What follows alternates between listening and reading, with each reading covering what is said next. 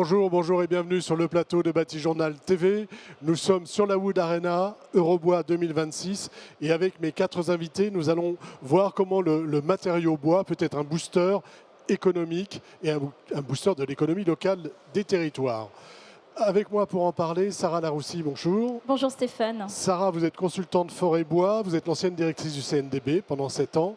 C'est quoi un consultant forêt-bois ?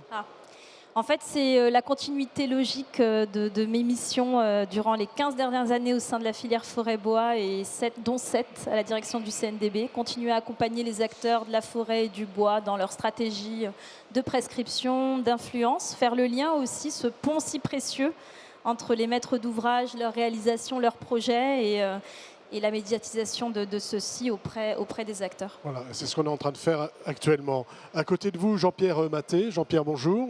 Bonjour. Jean-Pierre, vous êtes prescripteur bois de la région Fibois-Aura, enfin de Fibois-Aura.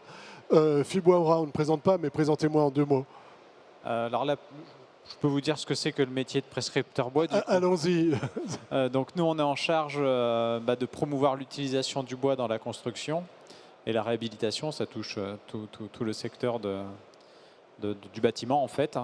Et ça se traduit par des formations, par de la sensibilisation, de l'information, et puis de l'accompagnement des acteurs, maîtrise d'œuvre, maîtrise d'ouvrage, pour leur apprendre, en fait, à comment on peut prescrire du bois, et notamment du bois local, pour que ça participe à cette dynamique autour de l'économie locale. Et que ça booste tout ça.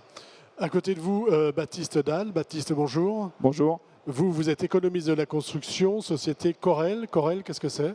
Alors, Corel, c'est un bureau d'études spécialisé en économie de la construction qui a été créé en 1989 sur Lyon et qui intervient et qui accompagne les maîtrises d'œuvre pour essayer de résoudre cette équation complexe qu'est l'économie au sein de la construction.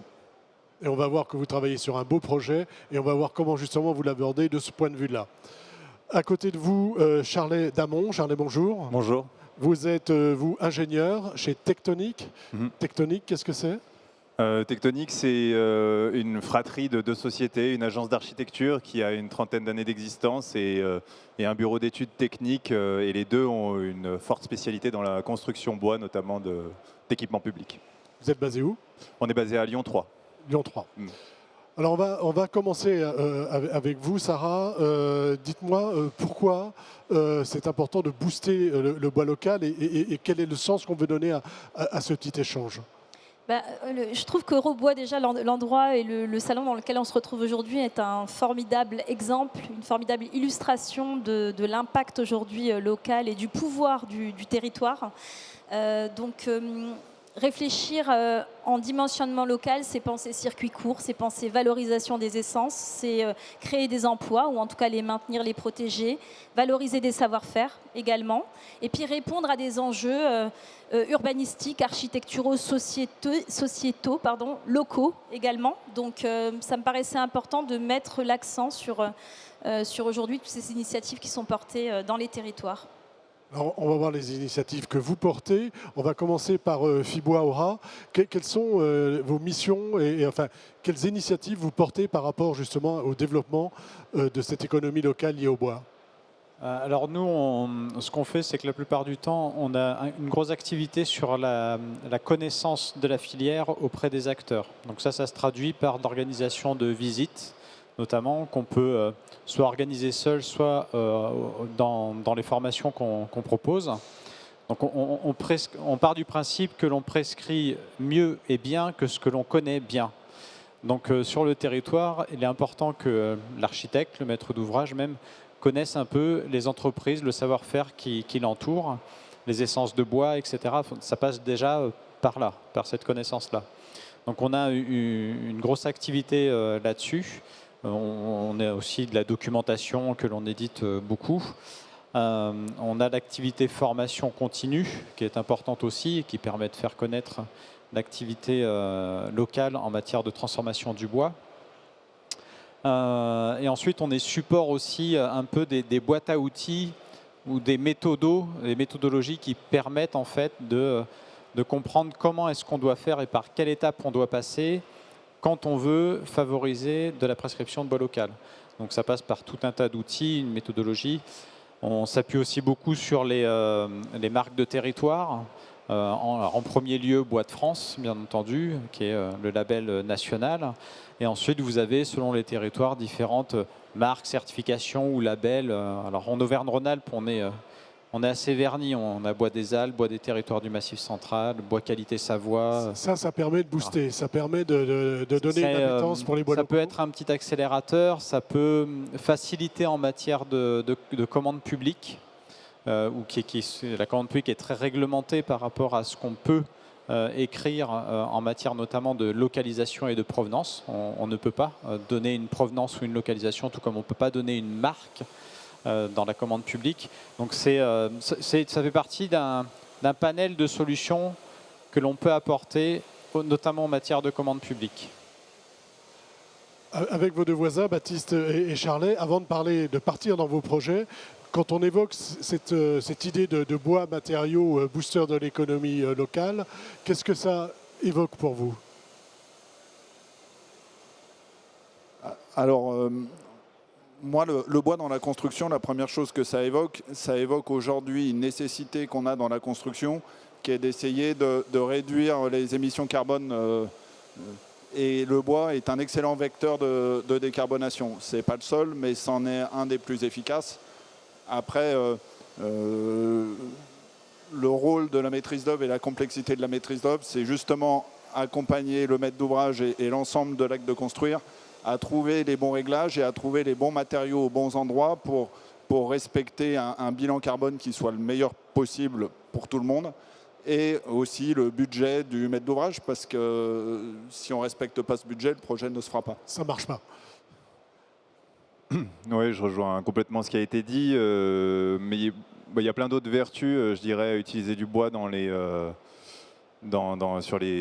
projets de construction, on y reviendra, mais un des gros enjeux, nous, qu'on a développé depuis longtemps à l'agence, c'est cette question de la transmission et de la transférabilité des savoir-faire, et liée à des acteurs spécifiques du bois qui sont très implantés localement, qui connaissent bien leurs ressources, qui ont des savoir-faire pointus et qui permettent de construire, à notre sens, de manière plus précise et plus rapide. Donc, il ne faut pas de perte de savoir-faire, il faut travailler à ce que ces savoir-faire restent. C'est ce que permet le bois, en tout cas. C'est ce que permet le bois.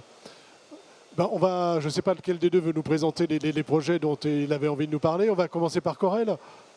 Allez. Donc on commence par Baptiste. De quoi s'agit-il et comment là le bois est un booster de territoire dans le projet que vous allez nous présenter? Alors je vais vous parler du projet d'Albizia qui est à Confluence. C'est un projet, j'allais dire, qui a pignon sur rue parce qu'il y a eu beaucoup de publications dans la presse. C'est un projet qui a été livré il y a 2 ans. Il s'agit, et il est visible, c'est-à-dire que quand vous êtes dans les bouchons pas loin de la gare Perrache, vous tournez la tête vers Confluence et vous voyez cette tour blanche qui est en R+16, qui est du logement et qui est construite intégralement en bois.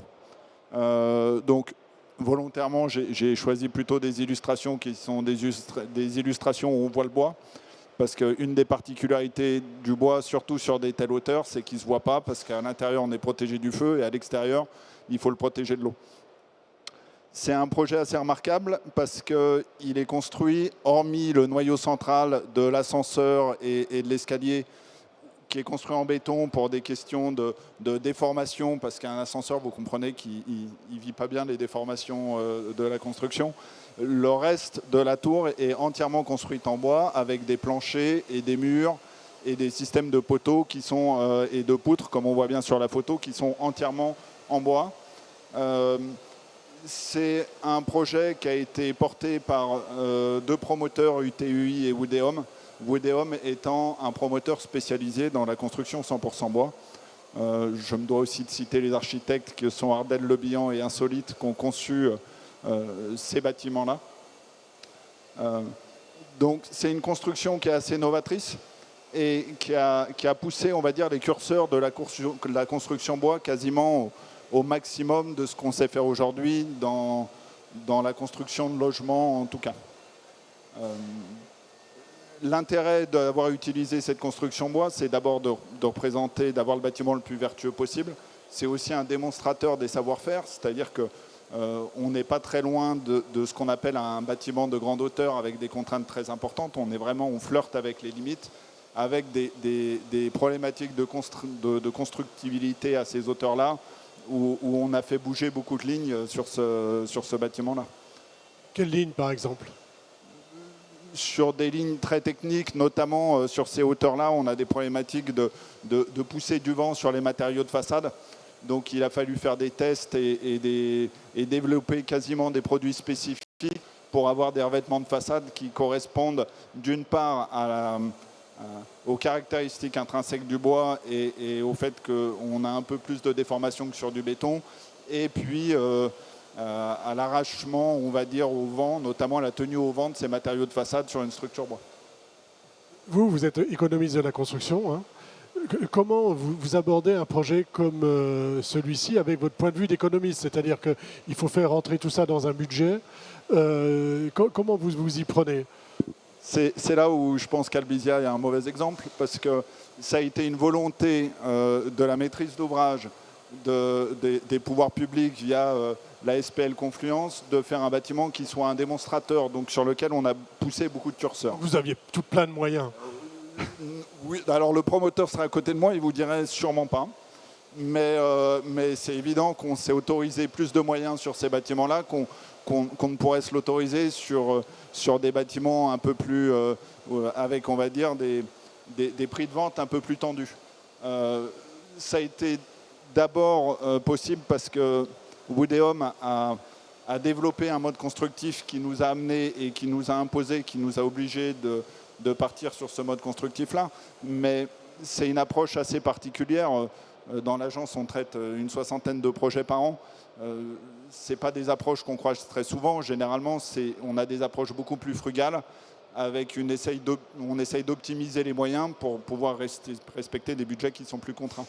Sarah voulait réagir. Oui, en fait, l'exemplarité est importante et le partage, le retour d'expérience également. Donc plus on aura de projets bois qui émergeront sur des bâtiments au-delà du R+8, plus ils seront duplicables possibles dans de nombreuses régions. Je pense qu'il y a aussi tout un imaginaire collectif sur le bois qui ne serait pas le matériau des bâtiments de grande hauteur ou des bâtiments de hauteur. Là, on prouve par un projet et par plusieurs projets, parce qu'il y en a d'autres qui ont émergé ces dernières années un peu partout en France. On en a vu d'autres. Tout à fait, que c'est largement possible. Donc je pense qu'il ne faut pas oublier, on revient souvent à cette dimension de coût, mais plus on sera nombreux à construire en bois, plus le coût sera bas, il sera accessible ou en tout cas concurrentiel. On espère. Dernière question, Baptiste. Notre thématique, hein, c'est le bois matériau qui va booster les économies locales. En quoi ce projet-là a boosté l'économie locale? Je ne sais pas si on la met à 200 km autour de Lyon. Ce projet a été forcément un vecteur parce qu'il a drainé beaucoup d'entreprises. Il y avait une vingtaine de lots. L'ensemble du projet, c'était une trentaine de millions d'euros de budget. Donc c'est évident que ce type de projets sont forcément des boosters. C'est surtout qu'à mon sens, ce projet-là rend possible à d'autres projets. Ils ont ouvert des portes en fait. Ils ont ouvert des portes sur des réalisations qu'on pensait impossible. Il y a beaucoup d'autres bâtiments de cette hauteur à Confluence, c'est le seul qui est en bois. Donc il rend possible ce qu'on ne pensait pas nécessairement possible. C'est plutôt en ce sens-là, à mon sens, que c'est un booster pour l'économie locale. Pour l'économie locale. Le mode constructif utilisé, c'est CLT, c'est ça? Oui, c'est des planchers CLT avec des murs CLT. Voilà, c'est... Est-ce qu'on aurait pu le faire en FOB? Oui. Oui, mais j'en reviens, c'est une volonté constructive d'un process mis en place par le Oui, promoteur. qui est bien rodé, qu'on connaît bien. Je me tourne vers vous, Charlet, et on va voir un petit peu comment vous parlez de levier hein, pour faire que la construction bois, que le bois devienne quelque chose d'une grande banalité, en fait, c'est ça? Oui, en fait, je reviens sur ce que disait Sarah tout à l'heure, c'est le côté démonstrateur et le côté spectaculaire de certains projets en bois est très important et je crois que toute la filière s'articule autour de ces projets qui font référence et qui parlent à tout le monde, même au-delà des gens qui ont l'habitude de faire du bois.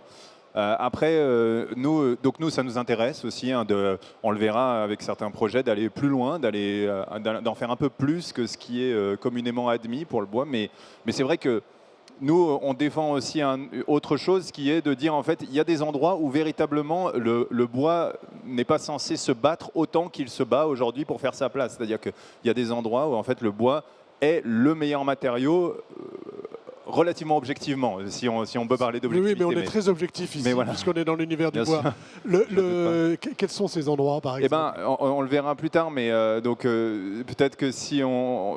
Enfin, j'ai fait une Vous présentation. aviez une logique. Oui, Alors, j'avais une présentation. allons En dans fait, la logique. en allant un peu à rebours, c'est-à-dire que voilà, donc l'idée c'était de partir du bâtiment le plus spectaculaire pour revenir à des choses peut-être qui paraissent plus simples mais qui sont plus adaptées au bois. Donc juste rapidement, donc nous on part d'une agence qui a 30 ans, plus de 30 ans d'existence, 35 ans d'existence, avec tout un discours autour de la question du bois comme un matériau environnementalement sobre, mais surtout aussi sur un matériau qui permet d'être plus précis, plus rapide, plus systémique et au fond de mieux construire. C'était ça le point de départ de l'agence Tectonic dans les années 90. Et aujourd'hui, nous, on a repris l'agence à 5 après le départ à la retraite des associés fondateurs et on a complètement pris en charge cette vision des choses. Et donc nous, on essaye de créer des bâtiments avec le bois qui sont à la fois singuliers mais intelligibles et le mieux construits possible. Donc si on peut, voilà. Et donc ce que je voulais, le principal levier qui traverse tous les projets, moi dont je voulais parler en premier, c'est la question d'une part de la ressource et de l'organisation du travail de maîtrise d'œuvre et de la consultation des entreprises. Sur la question de la ressource, Monsieur Maté en a parlé tout à l'heure. En fait, c'est un point hyper important. Aujourd'hui, on s'aperçoit que la ressource bois, même si elle est très documentée, très maîtrisée, etc., il y a encore plein de leviers pour l'économie locale qui sont importants. C'est un peu tarte à la crème en ce moment, mais je vais quand même en parler. On voit que le bois scolyté, notamment dans la construction dans le Jura, en fait, s'est structuré et permet sur plein d'appels d'offres de construire moins cher qu'avec du bois classique, non malade, entre guillemets. Et donc aujourd'hui, pour la filière Rhône-Alpes, c'est aussi un gros enjeu d'arriver à permettre ça, Valoriser ces bois. à valoriser ça. Donc et il y aurait sans doute d'autres opportunités pour la ressource bois sur nos territoires. Et le deuxième levier, on en a parlé rapidement là, sur Albizia, c'est la question de la manière de consulter les entreprises. Et ça rejoint la question du savoir-faire dont je parlais tout à l'heure. Le savoir-faire du bois, il concerne principalement des PME très ancrées localement, avec un gros savoir-faire, une grosse précision.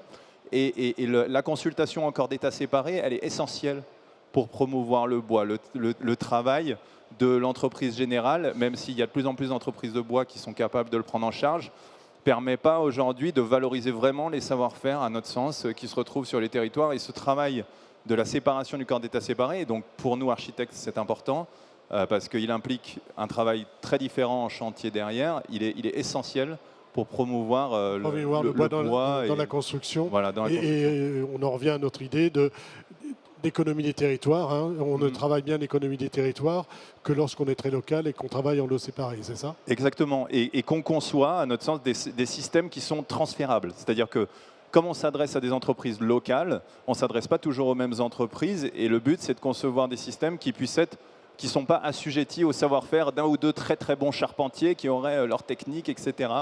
ou à quelques industriels. L'idée c'est de faire avec des choses relativement basiques. Alors on essaye de les sophistiquer de temps en temps, mais on essaye de faire des choses qui puissent être adaptées à un savoir-faire local, mais qui ne soit pas juste l'apanage de quelques-uns, quoi. Donc c'est pour ça que je partais rapidement à rebours finalement en partant de projets rhône-alpins très récents de notre agence, en partant du plus jusqu'au boutiste avec le groupe scolaire Kennedy là, qui est en toute fin de chantier où on a poussé le bois plus loin, où on est dans un groupe scolaire métropolitain à Lyon 8 avec tous les enjeux urbains que cela suppose. Dans un îlot en pleine rénovation et où là on met du bois partout à partir du moment où on déplace le plancher bas. Donc la cage d'ascenseur est en CLT, les cages de circulation sont en mur ossature bois, les planchers sont en CLT, le tout dans un contexte parasismique, voilà, et un contexte incendie que tout le monde connaît bien. Donc c'est à la fois un sujet très intéressant pour nous parce qu'il met à l'épreuve notre savoir-faire, nous, en tant que concepteurs, sur la technique. Et en même temps, on manipule des choses que tout le monde sait faire. C'est-à-dire qu'on fait du poteau-poutre en lamellé collé, on met en place du CLT, on met des murs ossature bois, on réinvente pas. Voilà, vous réinventez pas les choses, mais vous mettez le bon produit bois au bon endroit. C'est ça, exactement. C'est ça, c'est-à-dire que vous choisissez les systèmes en fonction du service qu'ils vous apportent. Tout à fait. Et donc, mais voilà, mais peut-être qu'aujourd'hui, ce travail-là, donc ça rejoint ce que Sarah disait tout à l'heure, il permet de donner une référence, entre guillemets, de groupes scolaires métropolitains avec du bois un peu partout et qui montre la capacité du bois à être partout. Les façades sont en caisson bois paille, donc on a essayé d'aller loin là-dedans, aussi dans un objectif de décarbonation dont on a déjà parlé. Mais peut-être ce qui est plus intéressant, c'est de passer au sujet suivant, qui nous est peut-être un peu plus marquant dans ce qu'on est capable de faire avec du bois aujourd'hui. Donc là, on est dans un contexte de promotion immobilière avec ICAD et REI sur la ZAC des Orfèvres à Trévoux, donc tout près de Lyon, au début de la plaine de l'Ain.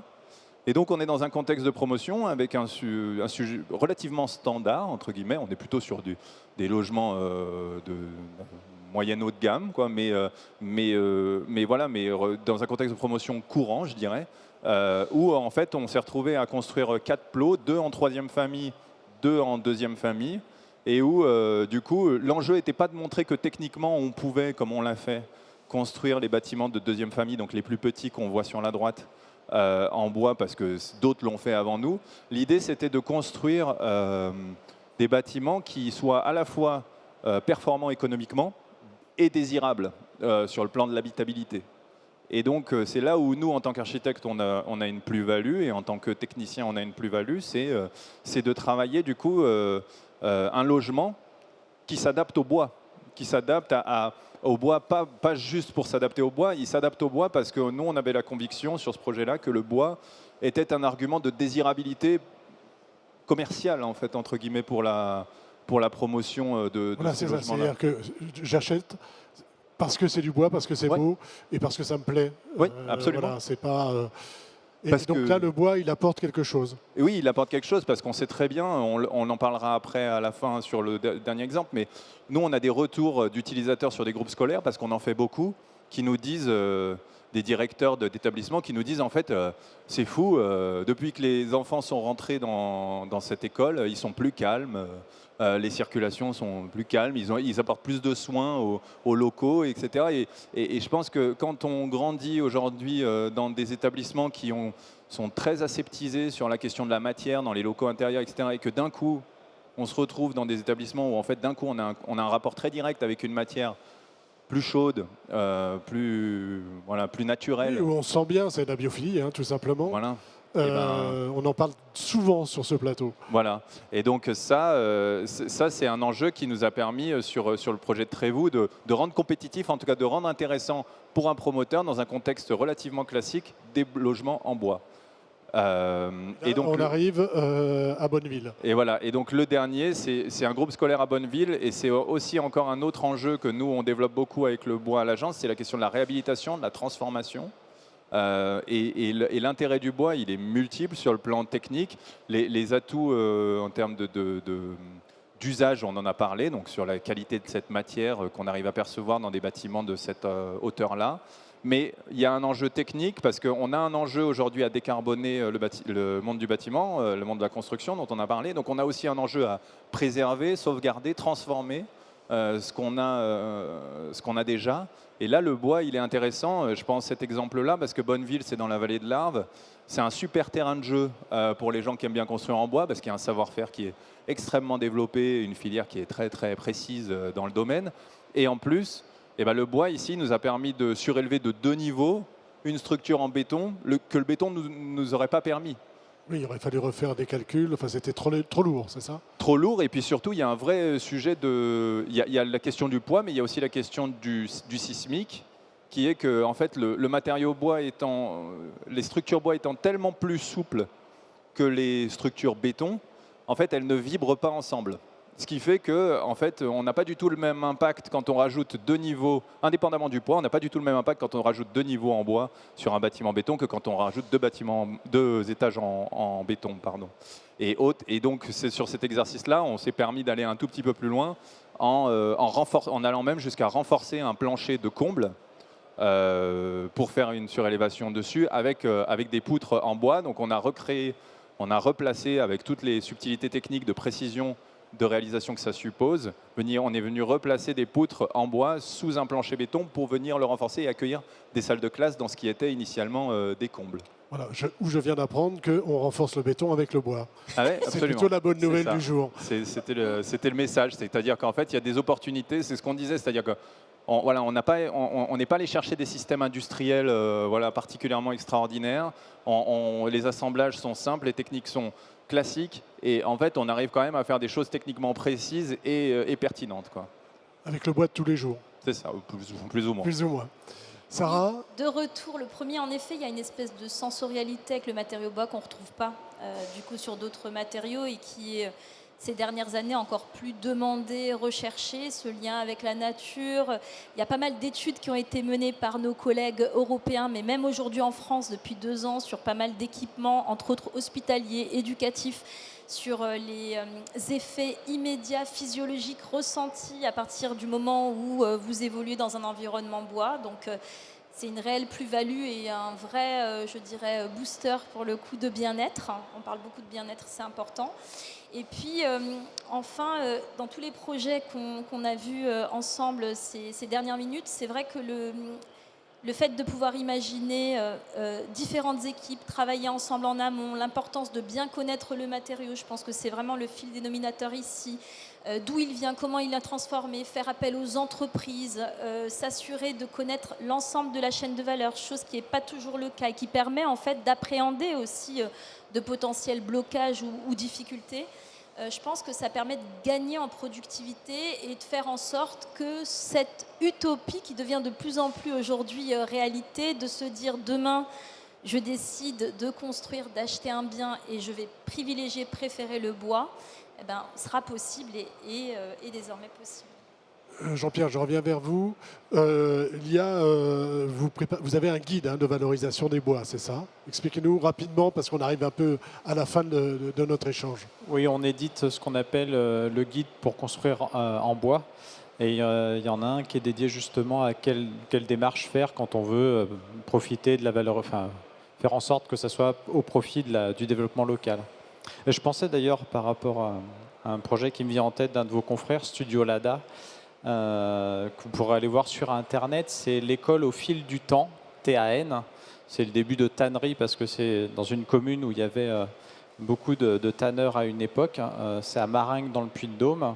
Et eux, ce qui était intéressant par rapport à la valorisation locale, c'est ce que je disais un peu en introduction, c'est que de suite, quand ils ont répondu au concours, ils nous ont appelés et ils ont recherché à comprendre quelles essences, quel savoir-faire, quels enjeux il y avait sur certaines essences. Et ils ont bâti en fait leur projet, leur offre de concours sur cette base-là. Donc ils ont privilégié plutôt le bois massif au détriment du lamellé collé. Ils ont utilisé du hêtre thermotraité en extérieur. Donc beaucoup d'enjeux sur la valorisation du hêtre notamment, qu'on a beaucoup en région Auvergne-Rhône-Alpes. Donc voilà, il y a tout cet environnement de recherche. Il faut s'intéresser à son environnement lorsque l'on veut construire en bois. Ce qu'on appelle le sourcing, ça paraît être intéressant à faire au départ. Ouais. Baptiste, votre mot de la fin sur ces questions de bois dans la construction et de booster les territoires. Mon mot de la fin, ça serait qu'aujourd'hui, c'est une nécessité aujourd'hui de nous poser ces questions-là et de réussir à intégrer cette ressource qui est à portée de notre main qui est, je pense, aux forêts du Beaujolais qui sont juste à côté. Et c'est des questions qu'on commence à aborder au sein de la maîtrise d'œuvre, de savoir comment exploiter de façon très locale des bois qu'on va voir, on va dire, de l'autre côté de la fenêtre du bâtiment qu'on est en train de construire. On est en train de se rendre compte qu'il y a beaucoup de complexité, qu'il faut s'y prendre à l'avance, mais que c'est possible si on l'anticipe bien et si on connaît le tissu local et les ressources locales. C'est tout à fait faisable et c'est des démarches dans lesquelles les maîtrises d'œuvre commencent à s'inscrire et je trouve que c'est une très bonne chose. Charlet, votre mot de la fin? Ça peut être un petit mot parce qu'on n'est pas en avance. Non, j'avoue que j'ai rien ajouté. Moi, je rejoins complètement. Je trouve qu'il y a de plus en plus de monde dans le monde de la maîtrise d'œuvre qui savent bien construire en bois et ça, je trouve que c'est une très bonne nouvelle pour la suite. Ben écoutez, merci d'être venu sur le plateau de Bâti-Journal TV nous parler donc du bois, matériau booster des territoires. Une émission à retrouver comme toutes celles que nous enregistrons ici sur notre site internet Bâti-Journal TV et bien sûr sur les sites de nos partenaires, le Salon Eurobois 2026 et le magazine Woodsurfer. Merci à vous. Merci Stéphane. Et vous pouvez les applaudir. Merci.